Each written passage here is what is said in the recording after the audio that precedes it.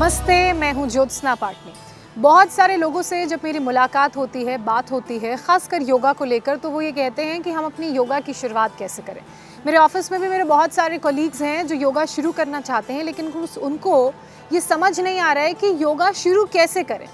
देखिए, योगा इतना मुश्किल या इतना कठिन है नहीं जितना आपको लगता है, और आप में भी वो लोग खासकर जिन्होंने अपनी योगा की जर्नी की शुरुआत नहीं की है। तो आज उन्हीं लोगों के लिए मैं एक स्पेशल वीडियो लेकर आई हूँ, जिसमें मैं आप सभी को बताऊंगी कि कैसे आप कुछ आसनों की मदद से अपनी योगा जर्नी की शुरुआत कर सकते हैं। यानी कि वो बिगनर्स बेसिक आसन कौन से हैं जिनसे आप धीरे धीरे अपने योगा के सफ़र की शुरुआत कर सकते हैं, उन आसनों के फ़ायदे क्या हैं, उन आसनों को करने का सही तरीका क्या है, और इन आसनों को किस वक्त करना चाहिए। बहुत सारे सवाल ऐसे हैं जो योगा से जुड़े हुए हैं। जैसे कुछ लोग ये भी पूछते हैं कि भाई योगा करने और खाना खाने के बीच में गैप कितना होना चाहिए। कुछ लोग ये भी जानना चाहते हैं कि योगा किस वक्त करना चाहिए, सुबह या शाम को या दोपहर में। तो आज आसनों के बारे में मैं आपको बताऊंगी, कौन कौन सी प्रैक्टिसेस हैं वो हम करेंगे। लेकिन ये जो सारे आपके सवाल हैं ना कि योगा किस वक्त करना चाहिए, खाना कितनी देर में खाएं, पहले खाएं, बाद में खाएं, क्या नहीं खाएं, तो ये आपके लिए आज एक होलिस्टिक पैकेज होगा उन लोगों के लिए, खासकर जो अपने योगा सफ़र की शुरुआत कर रहे हैं, हुआ on the path to this yoga journey. आइए शुरुआत करते हैं। तो कुछ 4 से 5 आसन मैं आपको बताने वाली हूँ।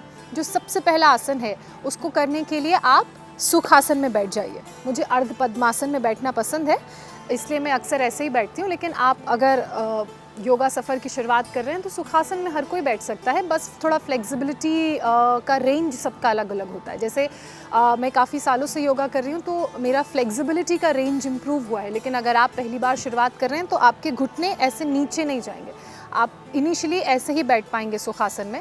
धीरे धीरे धीरे with practice, with time, flexibility बढ़ेगी शरीर में। तो किसी भी प्रोसेस को रश नहीं करना है, सब कुछ धीरे स्लो मूवमेंट के साथ होना है। और योगा का यही मूल मंत्र है, आपकी ब्रेथ, आपके आसनों का कोऑर्डिनेशन, और जो भी कोऑर्डिनेशन के बाद आप आसन करेंगे वो स्लो एंड स्टडी होगा। जितना धीरे और जितना आराम से आप अपने आसनों को करेंगे सांसों के साथ, और जितना उसे फील करेंगे, उतना ज़्यादा फ़ायदा आपकी मेंटल हेल्थ और आपकी फ़िज़िकल हेल्थ को इन आसनों का मिलेगा। तो योगा सफ़र की शुरुआत जो करना चाह रहे हैं उनके लिए सबसे पहला आसन है सीटेड ट्विस्ट, यानी कि परिवृत्त सुखासन। अब इसको कैसे करना है, पहले तो आप सुखासन में बैठ जाइए, यानी कि आपके जो लेग्स हैं वो ऐसे क्रॉस्ड रहेंगे। परिवृत्त आसन में बैठने के बाद आप ब्रीद इन कीजिए और ब्रीद आउट, फिर ब्रीद इन, ब्रीद आउट। किसी भी आसन को शुरू करने से पहले अपनी बॉडी को उसके लिए प्रिपेयर करना बहुत ज़रूरी है। तो मैं अगर कोई भी आसन शुरू करती हूँ या अपने योगा को शुरू करती हूँ प्रैक्टिस को, तो सबसे पहले ब्रीद इन ब्रीद आउट करती हूँ, कम से कम 2 राउंड। तो 2 round breathe in breathe out करने के बाद आपका जो लेफ़्ट हैंड है वो आपके बैक पे जाएगा, यानी कि हिप के सामने जाएगा, और आपका जो राइट हैंड है वो आपके आउट ऑफ द नी में आएगा, यानी कि जो आपका घुटना है उसके बाहरी तरफ। जब आपका लेफ़्ट हैंड घुटने के बाहरी तरफ outer side of the knee आएगा, राइट हैंड पीछे की तरफ बिल्कुल पैरेलल टू योर हिप आएगा, तो आपके जो शोल्डर्स होंगे वो पीछे को ऐसे मूव होंगे, जैसे मेरे शोल्डर्स मूव हो रहे हैं, ऐसे आपके शोल्डर्स मूव होंगे। और जब आपके शोल्डर्स मूव होंगे तो बहुत छोटी छोटी बातें हैं जिनका आपको ध्यान रखना है। सबसे पहले बात, आपकी जो नीज़ एल्बोज़ हैं वो बेंड नहीं होंगे, जो आपकी कोहनियाँ हैं वो नहीं मुड़ेंगी। अगर आपकी कोहनियाँ मुड़ेंगी तो जो स्ट्रेच आप फील करते हैं ट्विस्ट में, वो स्ट्रेच फील तो होगा लेकिन कम फील होगा। अगर बहुत ज़्यादा स्ट्रेचिंग आपकी बॉडी में नहीं है या फ्लेक्सिबिलिटी का प्रॉब्लम अपर बॉडी में भी है जो इनिशियली रहता है, तो उसके लिए आपको अपनी कोहनियों को मोड़ने की ऐसे ज़रूरत नहीं है। आप उतना ही स्ट्रेच हो जितना आपके लिए पॉसिबल है। अगर आप इतना ही स्ट्रेच हो पा रहे हैं, वेल एंड गुड। धीरे धीरे धीरे विद ब्रेथ वो स्ट्रेचिंग, वो फ्लेक्सिबिलिटी बॉडी में आएगी तो आप इतना स्ट्रेच हो पाएंगे। और जब आप पीछे जा रहे हैं ना, स्ट्रेच हो रहे हैं, तो आपने ब्रीद इन करते हुए पीछे जाना है, यानी कि सांस अंदर भरते हुए ऐसे पीछे जाना है। यहाँ होल्ड करके रखना है। कोशिश करिए कि 15 से 20 सेकंड तक आप होल्ड करें, और धीरे धीरे ये जो ड्यूरेशन है टाइम का, इसे 15 से 20 के बाद 25 से 30 कर सकते हैं। अगर आपको ऐसा लगता है कि जो ट्विस्टिंग है वो अच्छे से हो रही है तो आप 45 सेकंड्स तक भी होल्ड कर सकते हैं। और जब आप ऐसे होल्ड करेंगे, अब आंखें किस तरफ देखेंगी, गेज़ किस तरफ रहेगा, वो भी मैं आपको बता देती हूँ। क्योंकि अलाइनमेंट जितना बेहतर होगा, जितना नीट एंड क्लीन आपका अलाइनमेंट होगा, उतना ज़्यादा आसनों का फ़ायदा होगा। देखिए, छोटी छोटी बातें हैं लेकिन इनके जो असर हैं हमारे शरीर पर वो बड़े हैं, इसलिए मैं लाइन, लेंथ और अलाइनमेंट का हमेशा ख्याल रखती हूँ। तो आपने ऐसे ब्रीद इन करते हुए आप पीछे ट्विस्ट हुए, आपका ये जो राइट शोल्डर है उसके ऊपर से बिल्कुल सामने, जो आपको सामने चीज़ दिख रही है, कोई एक फोकस पॉइंट ढूंढ लीजिए, आपकी आंखों का गेज उस तरफ होगा, ऐसे। फिर ब्रीद आउट करते हुए वापस आ जाइए, बिल्कुल नॉर्मली आपने आना है। तो जब आप ऐसे ट्विस्ट करेंगे तो आपका जो ये साइड का एरिया है और ये जो हाफ ऑफ द स्टमक है, ये right side of the stomach, जब आप ऐसे ट्विस्ट करेंगे तो आपको ये पूरा प्रेशर, स्ट्रेच यहाँ पे फील होगा। अगर ये स्ट्रेच आपको फील हो रहा है, इसका मतलब आसन ठीक हो रहा है। अगर स्ट्रेच बहुत ज़्यादा फील हो रहा है, आपको थोड़ा दर्द का, पेन का एहसास हो रहा है, तो आपको इतना पीछे मुड़ने की ज़रूरत नहीं है, आप ऐसे इतना भी मुड़ सकते हैं। अब यही प्रोसेस आपने रिपीट करना है दूसरी साइड से, यानी कि लेफ़्ट साइड से। अब लेफ़्ट साइड के लिए आपने क्या करना है, again breathe in, breathe out, breathe in, breathe out. उसके बाद आपका जो राइट हैंड है वो लेफ़्ट नी के आउटर साइड में, और जो लेफ़्ट हैंड है वो आपके लेफ़्ट हिप के पैरेलली होगा, और आपकी body without bending your elbows, अपने कोहनियों को मोड़े बगैर ऐसे पीछे की तरफ ट्विस्ट करेगी। जब आप ऐसे ट्विस्ट करेंगे ना तो आपके शोल्डर स्ट्रेट रहेंगे, हंच नहीं होंगे, ऐसे स्ट्रेट रहेंगे, ऐसे। ये ट्विस्टिंग पोजीशन रहेगी आपके शोल्डर्स की। सी अगेन, ये जब आप ऐसे ट्विस्ट करेंगे तो आपका अगेन गेज जो है आप देखेंगे किस तरफ, आपका जो लेफ्ट शोल्डर है उसके पैरेलली सामने किसी एक फोकस पॉइंट को, फोकल पॉइंट को आप ढूंढ लीजिए, वहीं पे आपकी आंखों का गेज होना चाहिए, ऐसे। आप इस पॉस्चर को भी, लेफ़्ट साइड से सीटेड ट्विस्ट को भी अपनी फ्लेक्सिबिलिटी, अपनी ट्विस्टिंग कैपेबिलिटीज़ के अनुसार 15 से 20 सेकंड, 25 से 30 सेकंड या फिर 45 सेकंड्स होल्ड कर सकते हैं। और आपको यही राइट साइड और लेफ़्ट साइड से कम 3 बार करना है। कोशिश करिएगा कि 15 से 20 सेकंड होल्ड कर लें। और जब आप ट्विस्टिंग करें तो ब्रेथ क्या होनी चाहिए वो बड़ा इम्पॉर्टेंट है। अब कुछ लोगों को कन्फ्यूजन ये भी होता है कि जब हम ऐसे पीछे ट्विस्ट कर रहे हैं तो हम अपनी ब्रेथ को 30 सेकंड तो होल्ड करके नहीं रख सकते, क्योंकि हमें वापस ब्रीद आउट में आना है, यानी कि सांस बाहर छोड़ते हुए हमें वापस आना है। तो जब आप लंबा होल्ड करते हैं तो आप जब आपने ऐसे ट्विस्ट की हुई है बॉडी, तो उस दौरान आप नॉर्मल ब्रीद कर सकते हैं, ब्रीद इन, ब्रीद आउट। जो हमारा नॉर्मल अभी जैसे हम लोग बैठे हैं या आप मुझे देख रहे हैं, तो जो नॉर्मल आपका ब्रेथ पैटर्न है आप वैसे नॉर्मली ब्रीद कीजिए, ना ज़्यादा हाई ना ज़्यादा लो, और वापस आते हुए ब्रीद आउट में आप लोग वापस आइए।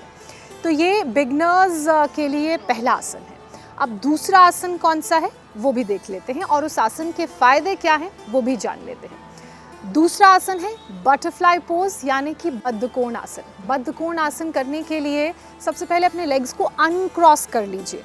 ऐसे आप अपने जो दोनों आपके पंजे हैं उन्हें जॉइन कर लीजिए, अंगूठों से अंगूठा और आपके तले से तला मिलेगा। ऐसे जॉइन करने के बाद आपके जो पैर हैं ये फ्लैप जो हैं ये तितलियों के पंखों की तरह बन जाएंगे, इसलिए इसका नाम बटरफ्लाई आसन है। उसके बाद आप अपनी उंगलियों को एंटैंगल कर लीजिए, ऐसे आपकी फिंगर्स एंटैंगल होंगी। एंटैंगल करने के बाद आपकी फिंगर्स की, आपके हैंड की जो प्लेसमेंट है वो आपकी पैरों के नीचे होगी, ऐसे ऐसे आपने अपने पैरों के नीचे अपनी उंगलियों को प्लेस करना है। और उसके बाद स्पाइन स्ट्रेट रहेगी, जो आपकी कमर है कोशिश करिए कि वो बिल्कुल स्ट्रेट रहे। अगर स्ट्रेट नहीं हो पा रही है और ऐसे हंच आ रहा है तो देन आसन करने का कोई फ़ायदा नहीं, फिर ये आपको स्पाइन की और प्रॉब्लम्स देगा। बेसिकली इस आसन का काम है आपकी जो स्पाइन में प्रॉब्लम्स है, ख़ासकर लोअर बैक में, उन प्रॉब्लम्स को दूर करना, स्ट्रेस रिलीज़ करना, जो इनसाइड ऑफ द लेग का एरिया है, इनर थाई का, वहाँ पे फ्लेक्सिबिलिटी, मोबिलिटी प्रोवाइड करना। अगर आपकी स्पाइन ऐसे झुकेगी ना, फिर इस आसन का जो इम्पैक्ट और असर होना चाहिए वो आप फील नहीं कर पाएंगे। अगर आपकी स्पाइन झुकती है तो कोशिश करिए कि आप अपने हाथों को ऐसे अपने शोल्डर्स को रोल आउट करें और फिर रिलैक्स। उसके बाद हाथों को प्लेस करें अगर फिर भी प्रॉब्लम हो रही है तो आप क्या कर सकते हैं, जैसे मैं तो मैट पे बैठी हूँ, आप यहाँ पे एक बॉल्स्टर रख सकते हैं या एक पिलो रख सकते हैं।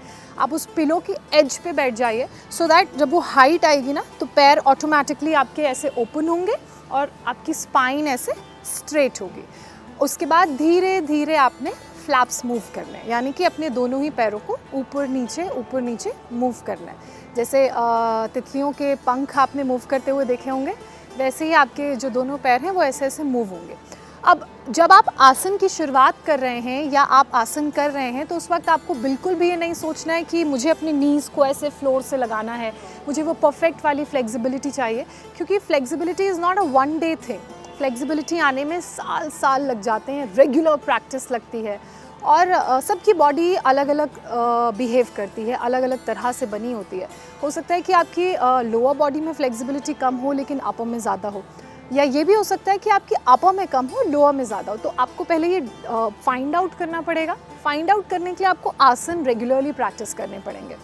अब देखिए, spine straight, fingers entangled, placed पैरों के नीचे और ऐसे, शोल्डर्स रोल बैक और रिलैक्स्ड पोजीशन में। उसके बाद अपने अपने फ्लैप्स को धीरे धीरे मूव करना है और जो आपको आपकी आंखों का गेज रहेगा ना, बिल्कुल वैसे ही जैसे सीटेड ट्विस्ट में था, आपको एक अपनी आई डिस्टेंस पे सेंटर पॉइंट ढूंढना है और उसी सेंटर पॉइंट पे फोकस करके आपने ये आसन करना है धीरे धीरे।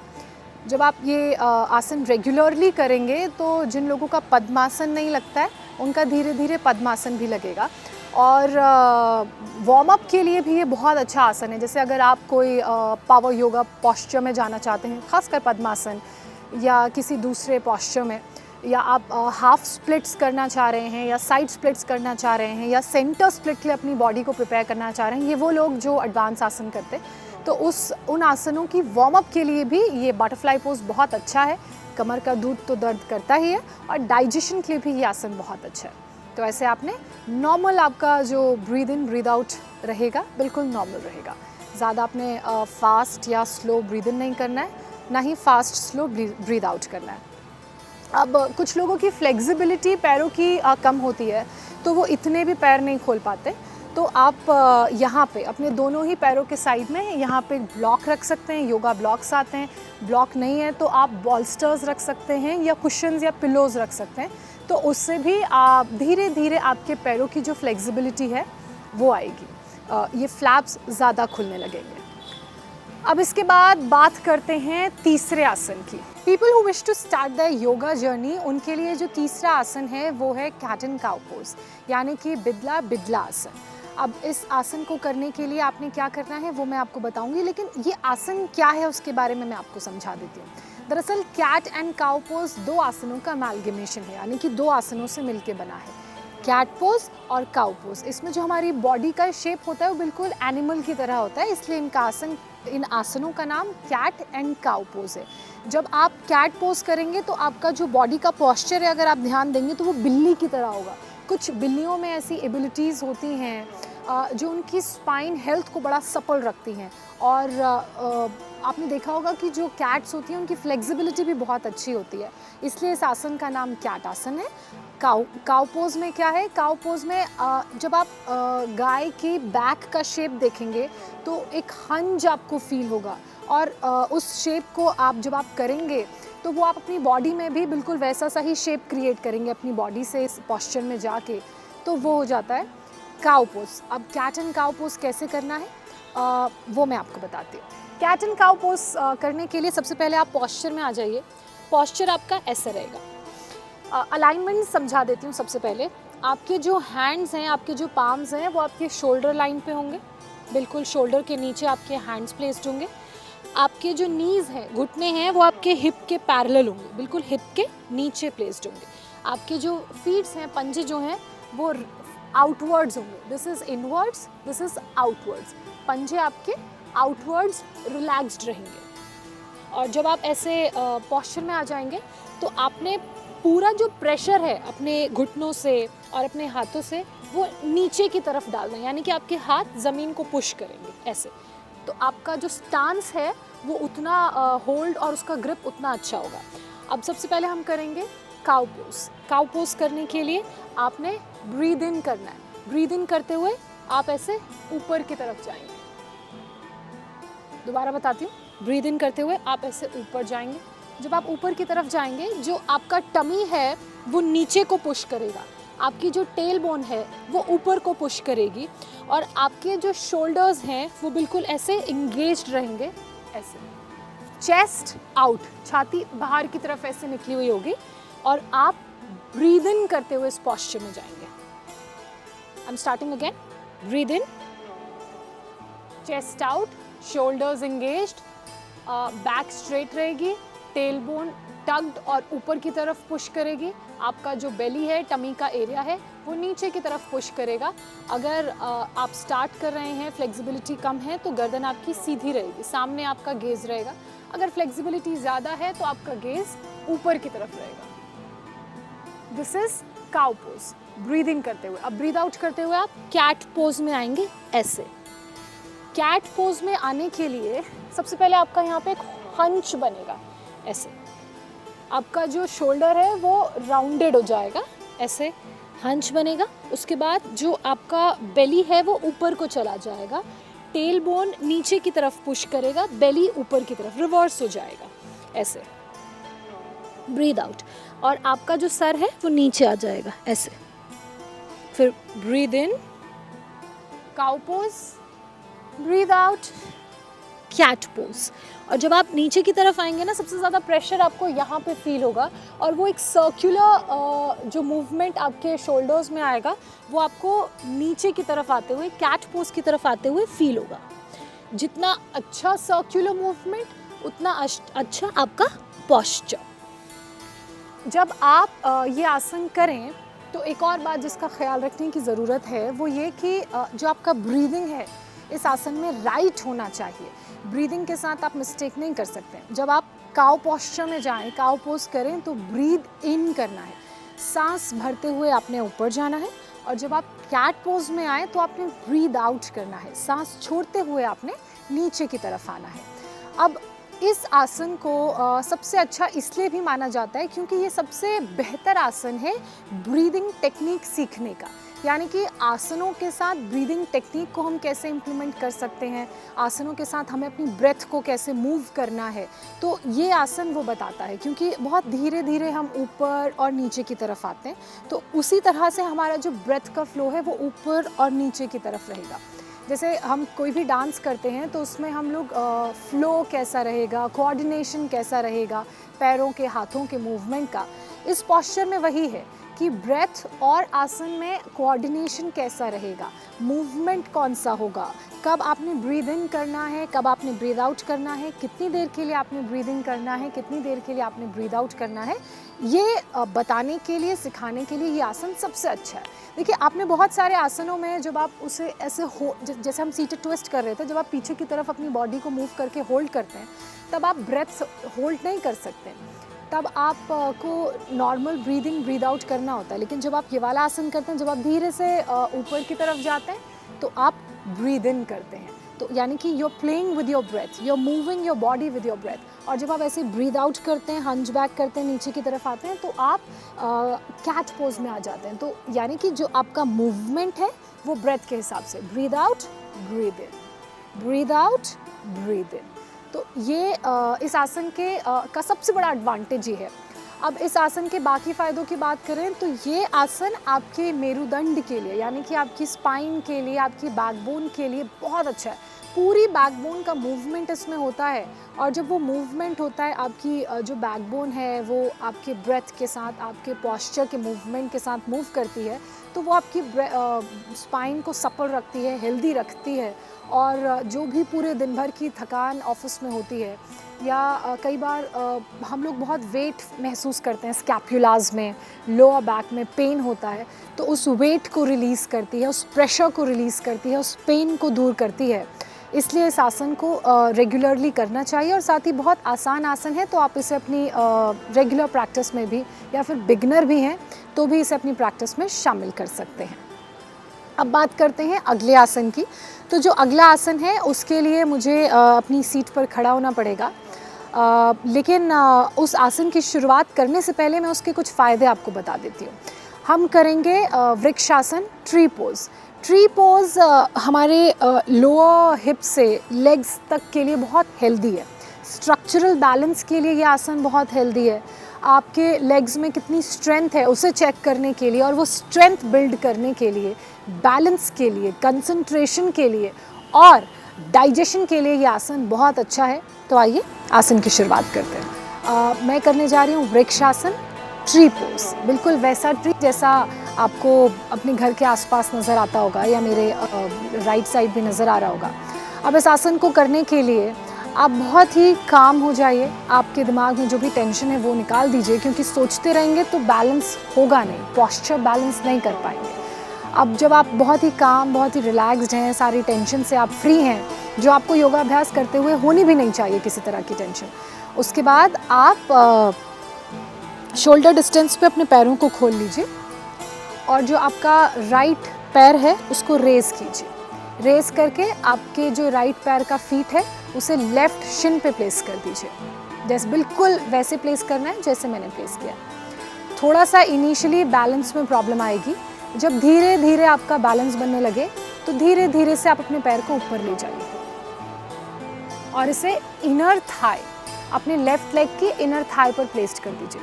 याद रहे पैर आपका इनर थाई पर रहे, ये नी के जॉइंट्स पे ना रहे। यहाँ बहुत सारे लोग पैर प्लेस करते हैं, लेकिन ये नी के जॉइंट्स पे पैर को प्लेस नहीं करना है, because that is not the right place. अगर बैलेंस नहीं बन रहा है तो शिन पे रखिए अपने पैर को यहाँ नीचे, लेकिन नी के जॉइंट्स पे प्लेस नहीं करना है, इसे इनर थाई पे यहाँ प्लेस करना है, क्योंकि जब गिरेंगे तो इंजरी हो सकती है अगर नी के जॉइंट पे प्लेस करेंगे। जब यहाँ पे बैलेंस बन जाए, आपका जो राइट लेग है आराम से लेफ़्ट लेग की इनर थाई पे प्लेस हो जाए, फिर धीरे धीरे ब्रीद इन करते हुए बहुत ही काम सटल ब्रेथ के साथ अपने दोनों हाथों को खोलते हुए ऊपर की तरफ ले जाएंगे। आपके जो हाथ हैं वो आपके कान को टच करते हुए आपके फोरहेड, आपके क्राउन एरिया के ऊपर होंगे, बिल्कुल वैसे जैसे इस वक्त मेरे हैं। और आपके जो दोनों हाथ हैं ऐसे जुड़े हुए होंगे।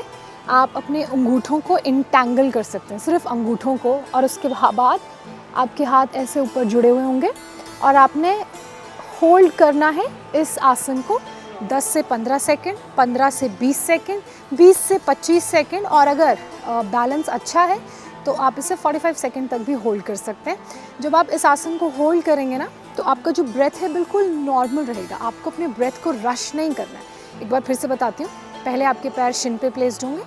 बैलेंस जब बन जाएगा तो आपने उन्हें इनर थाई पे प्लेस करना है, और उसके बाद जब यहाँ पे बैलेंस बन जाएगा तो धीरे धीरे आपके दोनों हाथ आपके सर के ऊपर जाएंगे। आपके जो कान हैं आपके दोनों हाथों के बीच में प्लेस्ड होंगे, और उसके बाद आपके दोनों हाथ नमस्ते मुद्रा में, नमस्कार आसन में जुड़े हुए होंगे। अंगूठे आपके इंटैंगल्ड होंगे। गेज़ आपका बिल्कुल सेंटर ऑफ द आई की तरफ होगा, जो सेंटर ऑफ द वॉल है या जो भी आपके सामने चीज़ है उसके सेंटर पे आपका गेज़ रहेगा। और जितना आपका गेज़ बेटर होगा उतना आपका कंसंट्रेशन और बैलेंसिंग पोस्चर बेटर होगा। उसके बाद धीरे धीरे ऐसे आपने नीचे आना है, जैसे मैं आ रही हूँ, धीरे धीरे नीचे आना है। जब आपके हाथ नीचे आएंगे फिर धीरे धीरे आप अपने राइट लेग को नीचे प्लेस करिएगा। और जब आप इसे दूसरे पैर से ट्राई करेंगे तो थोड़ा रिलैक्स कर लीजिएगा, क्योंकि पहले पैर लेफ़्ट पैर पे थोड़ा प्रेशर पड़ा है, तो उस प्रेशर को रिलीज़ करिए, थोड़ा सा रिलैक्स करिए। उसके बाद वही सेम प्रोसेस है। शोल्डर डिस्टेंस पे आपके लेग्स खुलेंगे। आपका जो लेफ़्ट लेग है वो बेंड होगा, तो सबसे पहले उसे शिन पे प्लेस करिए ऐसे। जब आपका शिन पे प्लेस करके बैलेंस बन जाए तो आप उसे धीरे से ऊपर इनर थाई की तरफ ले जाएंगे। आपने बैलेंस, सबसे पहले बैलेंसिंग टेक्निक सीखनी है कि बैलेंस कैसे करना है। तो बैलेंसिंग टेक्निक के लिए जो आपका लेफ़्ट लेग जब राइट पे प्लेस्ड होता है तो राइट पे प्रेशर आता है, तो आपका जो राइट लेग है वो ज़मीन की तरफ पुश करेगा। जितना ज़मीन की तरफ आपका राइट लेग पुश करेगा, जितना वो नीचे की तरफ दबाव डालेगा, उतना बेटर आपका बैलेंसिंग होगा। कहते हैं ना, रूट जितनी डीप होंगी पेड़ उतना बड़ा, उतना मजबूत होगा। तो अगर आप शरीर के बैलेंस को बेटर बनाना चाहते हैं तो पहले पूरा फुट आपका प्लेस्ड रहेगा राइट, उसके बाद ये नीचे की तरफ प्रेशर डालेगा और धीरे से आप अपने पैर को पहले शिन पे बैलेंस बनाने के बाद ऊपर ऐसे प्लेस करेंगे। जब आप इसे प्लेस कर लेंगे तो धीरे से ब्रीद इन करते हुए आप अपने दोनों हाथों को ऊपर की तरफ जोड़ेंगे। जब आप इन्हें ऊपर की तरफ जोड़ लेंगे तो आपने कुछ देर यहाँ पे स्टे करना है, normal breathe in breathe out करना है और उसके बाद धीरे से ब्रीद आउट करते हुए अपने दोनों हाथों को नीचे लाएंगे और फिर अपने पैर को नीचे प्लेस करेंगे जो आपने बेंड किया है। बहुत ही आराम से आसान सा आसन है, बस बैलेंसिंग टेक्निक सीखनी पड़ेगी और उसके लिए जितने मज़बूत आपके लेग्स होंगे उतनी बेटर आपकी बैलेंसिंग होगी। तो आप जो बेसिक लेग स्ट्रेंथनिंग एक्सरसाइजेज होती हैं जैसे कि स्क्वाट्स वो भी कर सकते हैं। उसके बारे में भी मैं किसी दिन आपको इन डिटेल बताऊंगी कि लेग्स को कैसे मजबूत करना है, कौन कौन सी एक्सरसाइजेस करनी है, उस पर भी हम बात करेंगे। अब बात करते हैं अगले आसन की। अगला आसन जो बिगनर्स योगा प्रैक्टिशनर्स जिसे कर सकते हैं, उसके लिए आप अपने पैरों को शोल्डर डिस्टेंस से थोड़ा सा ज़्यादा वाइड ओपन कर लीजिए। शोल्डर डिस्टेंस इतना होता है, थोड़ा सा वाइड ओपन कर लीजिए शोल्डर डिस्टेंस से ज़्यादा। उसके बाद मेरे पैरों की मूवमेंट पर आप ध्यान रखिएगा, मेरे फीट की प्लेसमेंट कैसी होगी वो बहुत ज़रूरी है, अलाइनमेंट बहुत ज़रूरी है, उस पर आप ध्यान रखिएगा। अब देखिए, जब मेरा राइट फुट है वो राइट साइड टर्न होगा। पहले ऐसे था, ये आसन करने के लिए right foot right side turn होगा, जो मेरा लेफ़्ट फुट है वो स्लाइटली राइट साइड टर्न होगा। ये अभी ऐसे था स्ट्रेट, लेकिन इस आसन के लिए से स्लाइटली राइट हम लोग ट्विस्ट करेंगे, टर्न करेंगे। उसके बाद जो आपके जो हिप्स हैं वो टक्ड इन होंगे। उसके बाद आपके दोनों हाथ ऐसे पैरेलली ओपन होंगे। फिर आपने अपनी लोअर बॉडी को स्टिफ रखना है, बिल्कुल ग्रिप रखना है लोअर बॉडी पे, और राइट बॉडी जो अपर बॉडी है वेस्ट से ऐसे मूव करके नीचे जाना है। ऐसे आपने ऐसे नहीं मूव करना है, आपने वेस्ट से ऐसे मूव करके नीचे जाना है।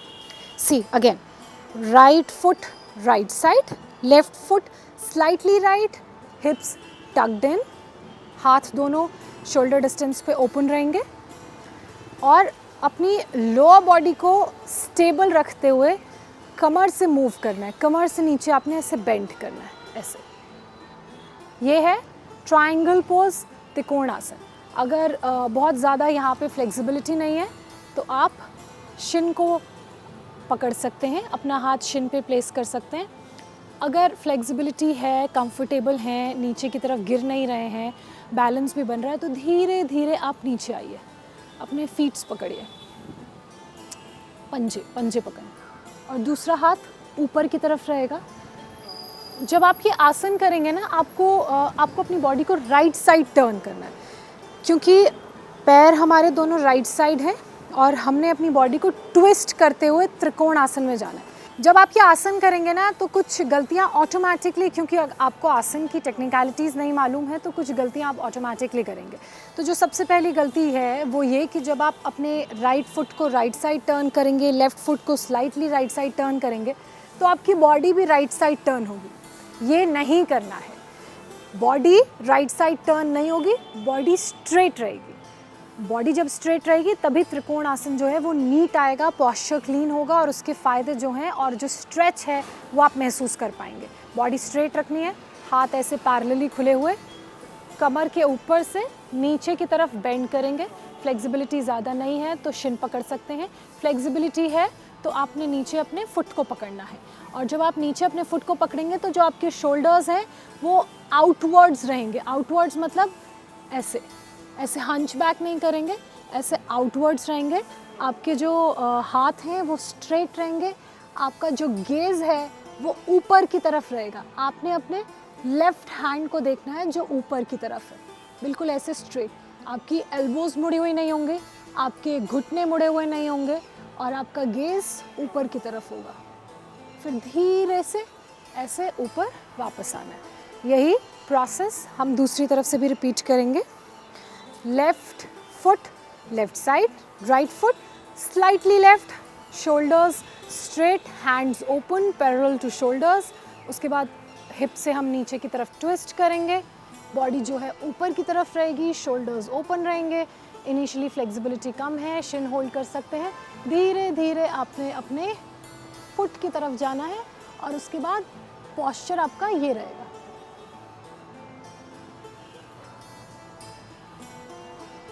गेज़ हमेशा ऊपर की तरफ रहेगा। अगर आपकी जो नज़र है वो एक फोकल पॉइंट पर रहेगी तो आपका जो बैलेंस है और आसन को करने का जो टाइम है वो आप बढ़ा सकते हैं।